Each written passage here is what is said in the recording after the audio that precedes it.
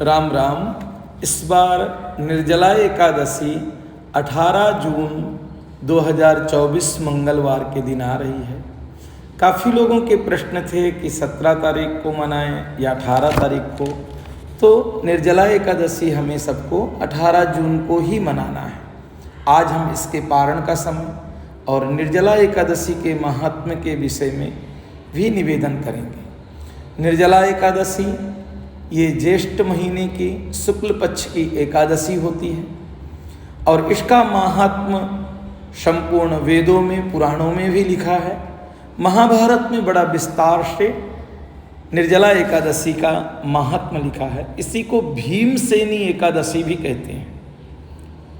भगवान जब वन के समय में पांडवों के बीच में सुशोभायमान हो रहे हैं, तो आज ज्येष्ठ महीने की एकादशी है शुक्ल पक्ष की।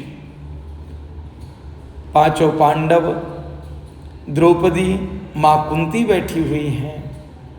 भीम ने प्रभु से निवेदन किया कि प्रभु, भाई व्रत करते हैं, पत्नी व्रत करती है, मां व्रत करती है, परंतु 12 महीने में 24 एकादशी आती है, मैं कोई एकादशी को व्रत नहीं करता हूं।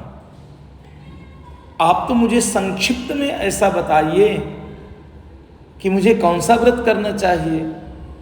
तो भगवान कृष्ण मुस्कुरा करके बोले, भैया सब एकादशी व्रत करना चाहिए। एकादशी का महात्म बहुत है।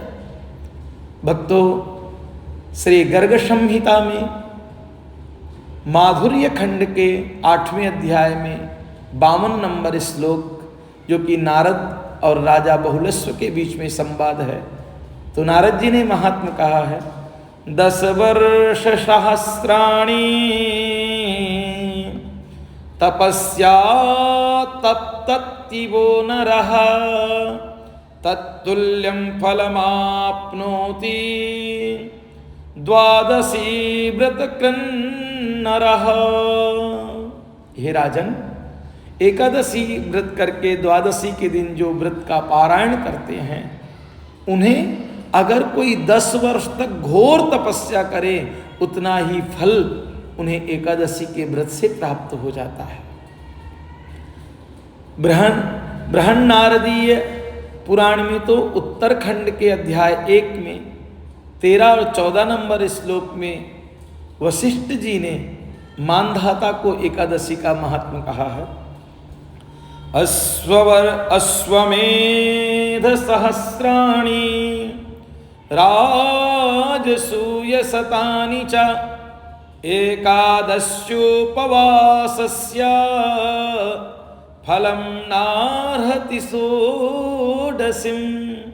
कोई अगर अश्वमेध 1000 यज्ञ करे, राजसूय 100 यज्ञ करे, मात्र एकादशी के दिन व्रत करे, उसका फल मिल जाता है अश्वमेध यज्ञ का, राजसूय यज्ञ का। एकादशेन्द्रियैः पापं यत्कृतं भवति प्रभो एकादश्योपवासेन तत्सर्वं विलयं व्रजेत। 11 इंद्रियाएं, 5 कर्मेंद्रियाएं, 5 ज्ञानेंद्रियाएं और मन, इनसे कोई भी पाप जान अनजान में हो जाता है, तो एकादशी व्रत करने मात्र से तुरंत जल करके भस्मीभूत हो जाता है। इसलिए हे भीम, एकादशी व्रत करना चाहिए। तो उन्होंने कहा, हम ये जो 24 एकादशी व्रत नहीं कर सकते। तब भगवान ने कहा कि ये ज्येष्ठ मास की एकादशी का जो व्रत करेगा, उसको संपूर्ण एकादशियों के व्रत का फल प्राप्त हो जाएगा। निर्जला रह के करने का है, क्योंकि उस समय गर्मी बहुत होती है और इंद्रियों को इतना तपा देना है, प्रभु के भजन में लगा देना है कि भयंकर गर्मी में पानी की याद ना आए। उसका नाम एकादशी है, निर्जला एकादशी।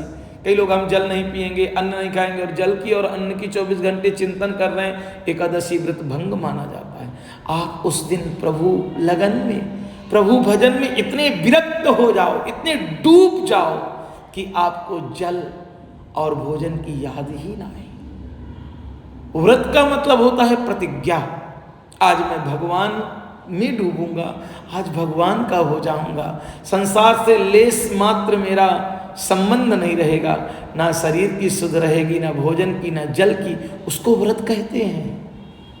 व्रत मतलब प्रतिज्ञा, उप मतलब ईश्वर, जीव के जो उप है, जीवात्मा और परमात्मा, परमात्मा उप है, तो परमात्मा ईश्वर, परमात्मा उप मतलब परमात्मा, पास मतलब रहना। जिस दिन आप परमात्मा के पास हैं उसको उपवास कहते हैं। एकादशी हमारी 5 कर्मेंद्रियाएं, 5 ज्ञानेंद्रियाएं और मन को पवित्र बना देती है। इस बार 18 तारीख को आप लोग एकादशी का मंगलवार के दिन व्रत करें।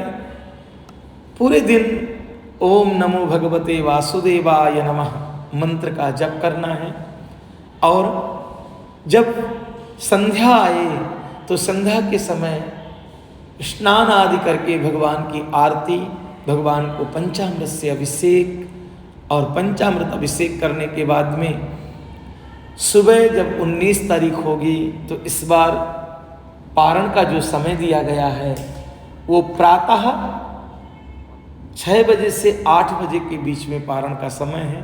उस समय भगवान को निवेदन करके यथाशक्ति जो उचित हो आपके पास में फल जल आदि का दान करके और एकादशी का व्रत का पारण करें।